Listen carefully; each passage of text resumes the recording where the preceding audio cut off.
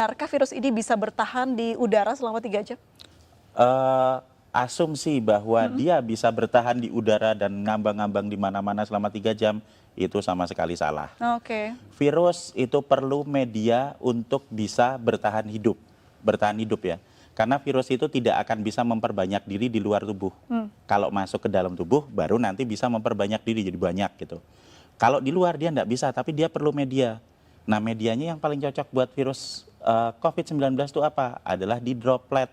Droplet itu butiran-butiran air yang keluar pada saat ada seseorang yang terinfeksi, kemudian dia bersin dan menyembur. Nah, berarti dia hanya bisa hidup di dropletnya itu. Oke. Dan droplet itu akan menyebar dalam jarak ya sebatas radius itu aja 1-1,5 meter. Kalau dia ada di 2 meter, ya dia tidak. Itu sebabnya konsep awal kenapa kita harus memberi jarak. Kenapa? Kontak dekat ya. Iya, supaya kalau misalnya ada yang sakit terus kemudian bersin, tidak nular ke orang yang di dekatnya, kan Oke. gitu. Nah, yang lain lagi, kalau kita mau supaya lebih aman lagi, nah yang sakit ya sebaiknya nggak usah Kemana-mana main-main ya? keluar, di rumah saja, terus minum vitamin, disehatkan. Nanti kalau udah sembuh baru keluar. Kenapa? Oke. Supaya bisa meningkatkan kekebalannya di rumah dan juga tidak membahayakan orang lain. Baik. Ya. Soal penularan virus ini, itu apa saja yang bisa ditularkan dalam arti apakah kita ketika kena virus di tangan lalu memegang mata, hidung atau rambut begitu, Dok? Sekali lagi, virus selalu butuh media untuk bertahan hidup. Semakin dingin, semakin basah, makin gelap, dia bisa bertahan hidup semakin lama. Di droplet itu basah. Nah, kalau misalnya katakanlah saya ada di dekat sini, kemudian saya bersin misalnya. Oke. Saya bersin. Nah, droplet yang ada di situ, kalau misalnya nanti kena di baju, nah dia akan bertahan juga di baju lama. Nempel. Iya, lah terus pas pada saat kita buka baju, terus nanti kena hidung kita, ya akan masuk ke dalam. Tapi seberapa lama dia bisa bertahan di situ tergantung kondisi lingkungan. Semakin terang, semakin kering, semakin panas, dia juga nggak akan bisa Nggak bertahan tahan hidup ya? lama. Jadi sebenarnya virus ini punya kelemahan banyak sekali. Jadi dia hanya bisa bertahan di droplet. Kalau misalnya ada yang bilang, misalnya kan kalau misalnya dia ditaruh di meja yang dingin gitu, bertahan 9 hari. Oke. Ada yang hoax penelitian seperti itu. Itu hoax ya, Dok? Menurut saya hoax. Kenapa? Nah, kalau dia hanya bisa bertahan di dalam droplet. Di dalam droplet itu kalau misalnya dia kondisinya tidak sesuai dengan dia dan terjadi penguapan, kan jadi kering, dia nggak bisa Oke. bertahan lama. Jadi droplet ini sesuatu yang cair begitu ya, Dok ya? Cair, iya. Itu loh, Lendir ya? tetesan itu, Lendir tetesan lendir atau cairan yang ada di situ. Dan kalau misalnya kita bersin di satu lokasi, atau di meja misalnya, kemudian kita langsung dibersihkan dengan desinfektan, dibersihkan dengan sabun, dibersihkan dengan pembersih lantai atau apa, itu dilap gitu dalam waktu 3 menit, sudah hancur. Jadi virus ini gampang hancur dengan pelarut lemak, dengan sabun, dengan deterjen dan macam-macam, termasuk kalau nempel di baju kita terus langsung masukin mesin cuci, itu virusnya hancur.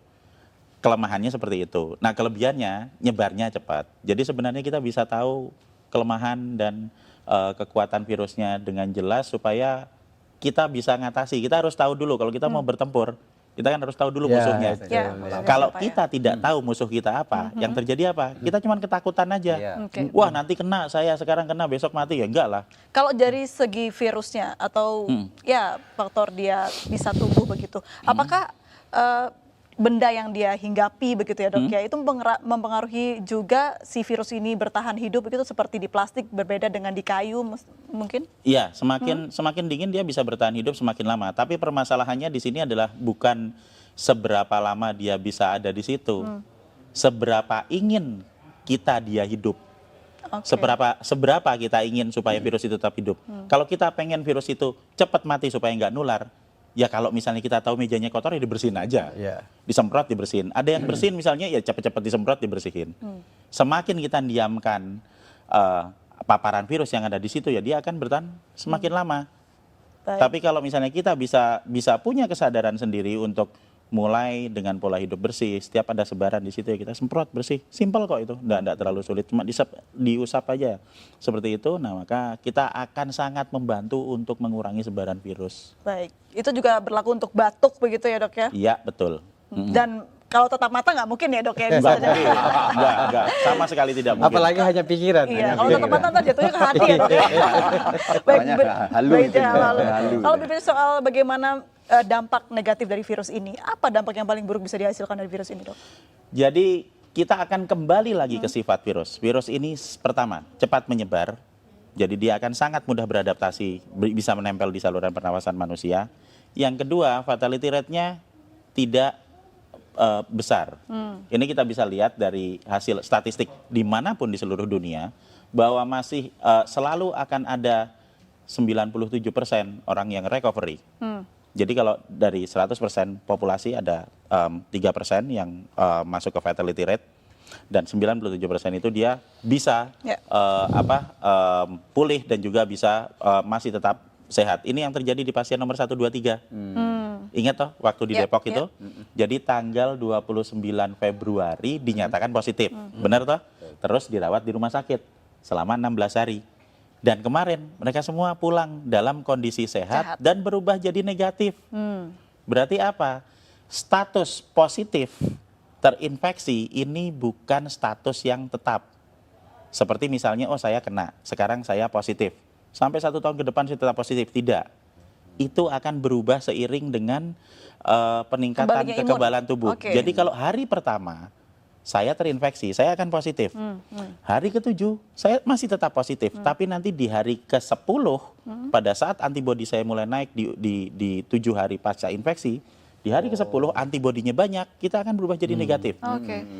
Puncak produksi antibodi ada di hari ke-14, sehingga di hari ke-14 dia akan habis semua virusnya dinetralkan oleh antibodi. Itu yang terjadi pada pasien nomor 1, 2, 3.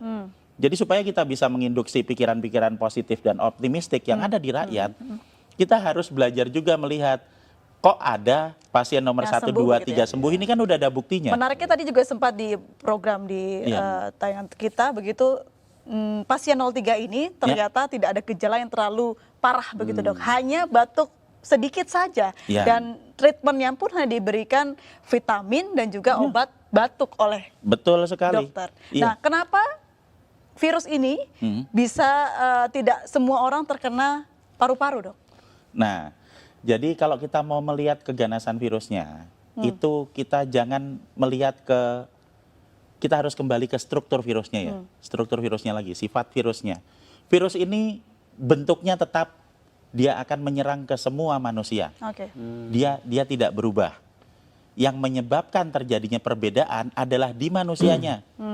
Ada manusia yang sehat, yang memiliki saluran pernafasan yang sehat, sehingga pada saat terinfeksi, yang akan keluar adalah batuk, ya kan? Kemudian nanti bersin, pilek, kemudian dia demam sampai paling 5 hari. Dan kemudian di hari ke-7 dia akan mengalami recovery. Oke. Dan di hari ke-14 dia full sembuh, persis seperti pasien nomor 1, 2, 3. Tapi untuk orang-orang yang berada di dalam grup dengan resiko tinggi, misalnya yang udah berusia lanjut. Oke. Kalau orang usianya lanjut, kemudian dia nanti akan memiliki pengurangan dalam hal produksi antibodi karena usianya Ini udah lanjut. usia berapa tahun ke atas dok? 60 tahun? Di statistik itu dia ada di usia antara 70, 80. Itu di statistik datanya. Terus yang kedua, manusia dengan komplikasi penyakit, diabetik misalnya, atau hipertensi, atau stroke, gitu kan. Dan yang ketiga adalah manusia yang memiliki riwayat gangguan pernapasan. Oke. Misalnya TBC, misalnya bronkopneumonia, bisa jadi juga asma. Maksudnya adalah saluran pernafasannya sudah mengalami kerusakan Oke. sebelum ditempeli virus, sehingga pada saat ketempelan Lebih gampang, COVID-19 akan lebih parah. Itu yang menyebabkan terjadinya ada angka fatality rate 3%. Baik. Nah, jika kita akan fokus ke 3% ini, berarti kita akan berbicara mengenai grup dengan resiko tinggi, sehingga yang seharusnya lebih diperhatikan adalah yang di grup dengan resiko tinggi ini untuk dapat prioritas ke rumah sakit. Kenapa? Supaya rumah sakitnya nggak penuh, dokternya nggak repot, jadi nggak ada yang baru pertama kali kena sekarang baru demam sebentar terus waduh besok saya mati langsung ke dokter. Enggak seperti itu. Kita mendahulukan grup dengan resiko tinggi, sehingga tidak semuanya harus masuk rumah sakit. Nah, kita harus memberikan edukasi gimana caranya supaya kita bisa melawan virusnya yang ada di luar tubuh, meningkatkan antibodi yang ada di dalam tubuh secara mandiri, supaya kita semua nanti bisa ngatasi virusnya. Pertanyaannya, ketika seorang yang pasien positif sudah sembuh begitu, Ya. akankah dia bisa positif kembali? Ya, Bisa. bisa. Jadi kita berbicara mengenai masalah sebaran virus. Oke. Jadi satu hal yang harus kita pahami dulu, ini imunologi basic adalah bahwa kalau saya pernah kena virus, misalnya saya pernah kena virus COVID-19, nah tubuh saya akan punya data tentang virus ini. Sehingga pada saat nanti saya kena lagi, saya akan kebal. Pertama kali kena, antibodi saya akan keluar dalam waktu 7 hari untuk yang infeksi pertama. Tapi nanti begitu infeksi kedua saya kena lagi, itu nggak usah nunggu 7 hari karena Oke. sudah ada datanya di sel memori. Saya akan mengeluarkan dalam waktu 24 jam, sehari langsung kebal. Ini prinsip dasar kenapa kita semua harus divaksin. Oke. Jadi kita kasih virusnya dulu, dikenalin, supaya nanti kalau ada lagi, antibodi kita bisa keluar lebih cepat dan lebih banyak. Nah, jadi kalau misalnya saya sudah pernah kena, kemudian saya sembuh dalam waktu 14 hari, saya keluar ke kerumunan, dan di kerumunan ini ada orang yang sakit, kemudian saya kena lagi. Apakah saya bisa kena? Jawabannya ya, pasti iya. Kalau diambil sampel, apakah itu akan jadi positif? Ya, benar jadi positif. Tapi apakah infeksi kedua itu akan membuat saya sakit? Tidak, Oh, karena saya sudah punya antibodi. Dan kalau yang pertama tadi, mungkin kita ingat hari pertama positif, nanti hari ke-7 masih positif, hari ke-10 bisa jadi negatif. Yang pertama, infeksi pertama. Kalau sudah saya kena lagi, hari pertama positif, nanti hari ketiga bisa positif, hari keempat sudah negatif. Karena antibodinya sudah keluar. Jadi orang yang kena corona ini sudah positif berarti punya antibodi yang besar ya Iya. dok ya ketika sudah sembuh tapi. Betul. Dan dengan memberikan vitamin E dan vitamin C, kita Oke. bisa memproduksi antibodi 2-3 kali lipat lebih banyak daripada normal. Baik, baik. Tapi kenyataannya adalah banyak nih Pak Bahtiar, masyarakat Indonesia yang mengantri panjang sekali di rumah sakit. Nah ini seperti apa? Apakah akan jadi fatal, akan tertular ketularan yang benar-benar positif?